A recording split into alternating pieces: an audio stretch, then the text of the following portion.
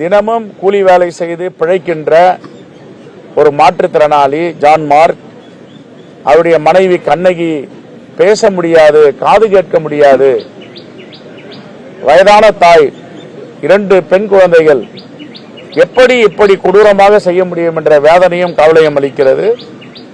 இந்த நடவடிக்கையிலிருந்து இந்த பகுதியில் இப்படிப்பட்ட வன்முறை கும்பல் நடமாடக்கூடாது என்பதுதான் எங்களுடைய கோரிக்கை.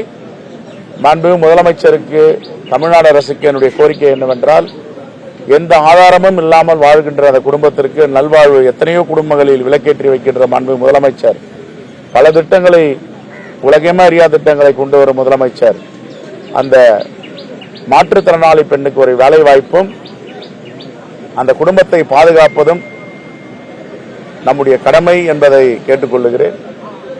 அதே போன்று இந்த பகுதியில் உள்ள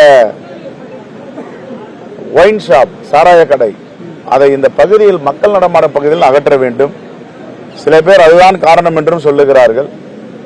ஆகவே அதை அகற்றுவதற்கு உடனடியாக நடவடிக்கை எடுக்க வேண்டும். காங்கிரஸ் பேரியக்கத்தின் சார்பாக இப்படி எந்த ஆதாரமும் இல்லாமல் நடுத்தெருவில் நிற்கும் அந்த குடும்பத்திற்கு மாண்புமிகு முதலமைச்சர் அவர்கள் ஏற்கனவே உதவி செய்திருக்கிறார். காங்கிரஸ் கட்சியின் சார்பாக 5 லட்சம் ரூபாய் நிதி உதவி ஏற்கனவே கூடிய சட்டமன்ற உறுப்பினர், நாங்குநேரி சட்டமன்ற உறுப்பினர் டாக்டர் ரூபி ஆர் மனோகரன் 1 லட்சம் ரூபாய் கொடுத்திருக்கிறார். பாதிக்கப்பட்ட மக்களை பார்த்து நிதி அளித்திருக்கிறார். அதே போன்று கட்டாரியா என்ற வேறு மாநிலத்தை சார்ந்தவராக இருந்தாலும் இந்த பகுதியில் இந்த கலவரத்தில் படுகொலைக்கு ஆளாக்கப்பட்டிருக்கிறார். இந்த வன்முறையாளர்களால் பாதிக்கப்பட்டிருக்கிறார். அவர் குடும்பத்திற்கும் அவருடைய பின்னணியை ஆய்வு செய்து அவர் எந்த மாநிலத்தில் வசிக்கிறாரோ அந்த காங்கிரஸ் பேரியக்க தலைவருடன் தொடர்பு கொண்டு அந்த குடும்பத்திற்கு உதவி செய்வோம். நாங்களும் அவருடைய குடும்பத்துடைய சூழல் கருதி தமிழ்நாடு காங்கிரஸ் கமிட்டி சார்பாக உதவி செய்ய இருக்கிறோம்.